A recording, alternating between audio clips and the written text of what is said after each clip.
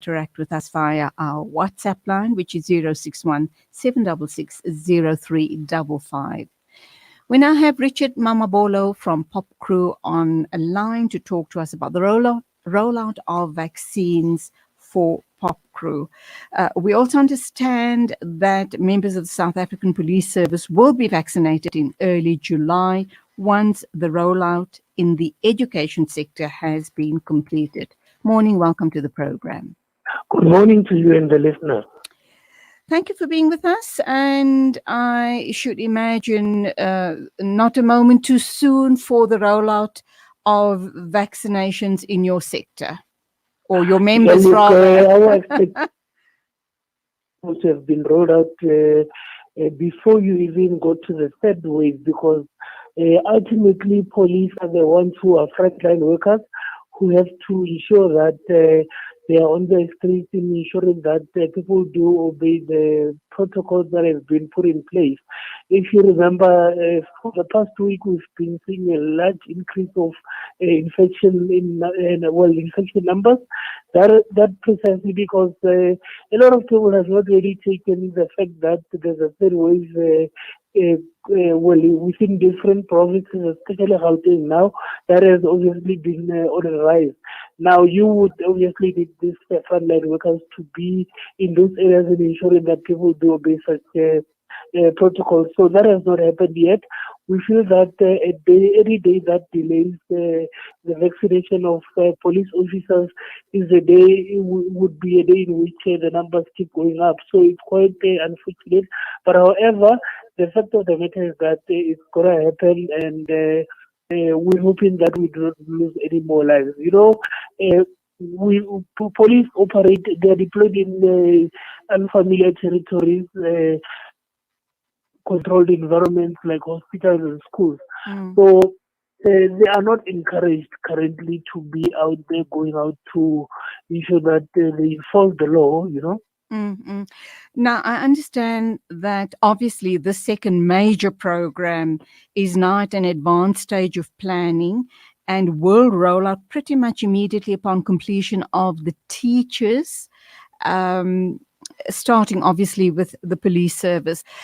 Does this then also cover prisoners, prison wardens, personnel working in prisons and other such institutions?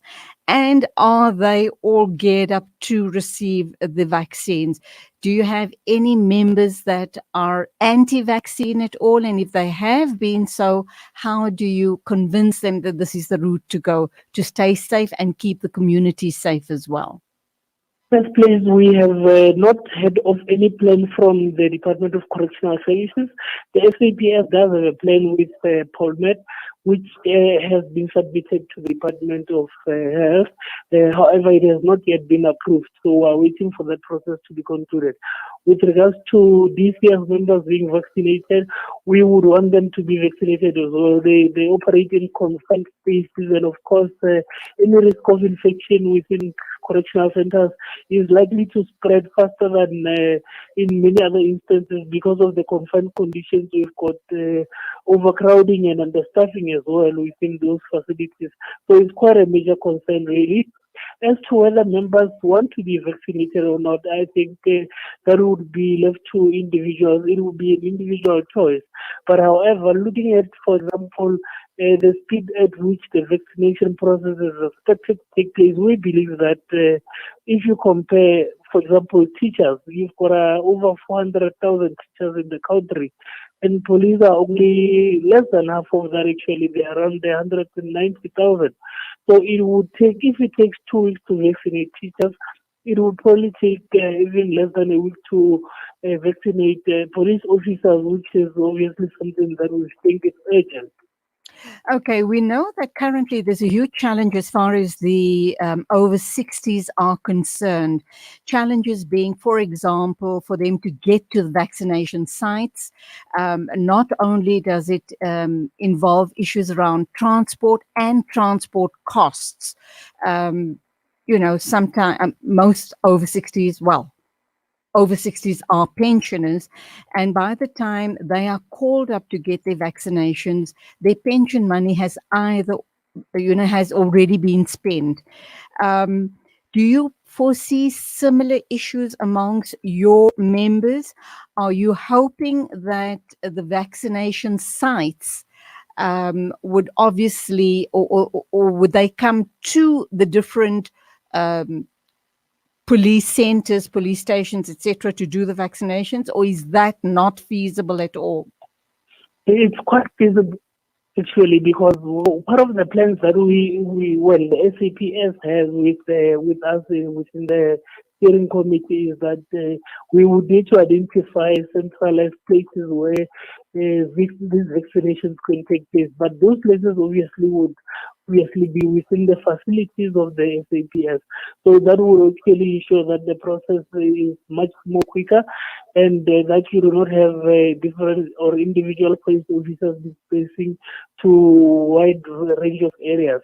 So it's something that can obviously be confined to specific places, which will obviously ensure that the process is as quick as possible.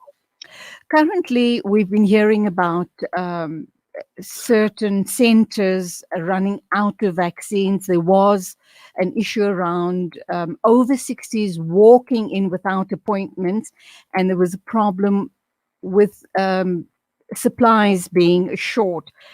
Do you foresee something like that for the police, for POPCRU, or have you, POPCRU, definitely secured the almost 200,000 vaccines that you require? Look, we're not sure at the moment, because I think part of the details we just communicated recently. We will be obviously in the steering committee meeting where an outline will be made as to how many vaccines will be available for police officers and what processes would then have to be followed. But like I said, there is a plan. We have a plan that is just waiting for approval. I think on the basis of what the department says, Department of Health would obviously say, we will then look into how we can best work around that. Okay, my final question to you. In the event that you don't get your full quota of vaccinations, how are you going to determine which police officers or which SAPS personnel will be first in line to receive the vaccinations? That's a difficult one, but I think looking at what government has been doing is to obviously prioritize the eldest and of course come to the younger ones. So I would imagine that the same approach would be used, but we're hoping that it does not get to a point where there is, or rather there are shortages. Right, fingers crossed that it all goes well with the rollout for POPCRU members. And if that runs smoothly, then there's hope that it's going to run smoothly for the rest of the country. I think next will be the over 40s, and hopefully they start applying their minds to younger people with comorbidities. Thank you indeed for your time.